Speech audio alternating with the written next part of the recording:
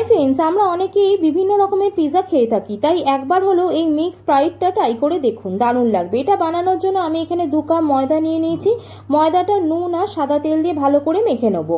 এবার দেবো 1 কাপ টক দই, এবার তাতে দেবো 1 চামচ বেকিং পাউডার, হাফ চামচ বেকিং সোডা, ভালো করে মিশিয়ে নিয়ে বুদবুদ উঠলে ময়দার মধ্যে ঢেলে দেবো, দিয়ে ময়দাটা ভালো করে মেখে নেবো।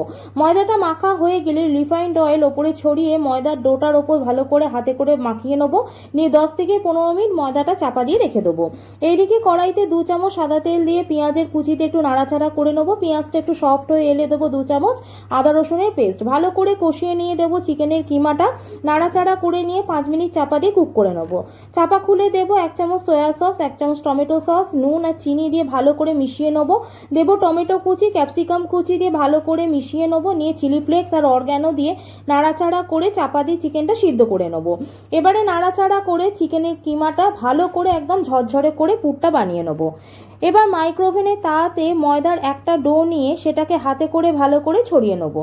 এবার চারিধারে চিজ দিয়ে দেবো। এবার ধারগুলো একটু একটু করে মুড়ে দেবো।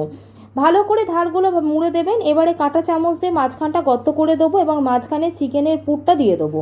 ওপরে দেবো ভালো করে ছড়িয়ে চিজ, তারপরে ডিমের হলুদ অংশটা ভালো করে মাখিয়ে দিয়ে এবার সাদা তিল ছড়িয়ে দেবো।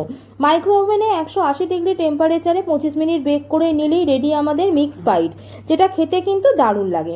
যদি ভালো লাগে চ্যানেলটা সাবস্ক্রাইব করে যেও। কেমন লাগলো অবশ্যই জানিও। যারা ফেসবুক পেজ থেকে দেখছো ফলো করে নিও। সকলে ভালো থেকো, বাই।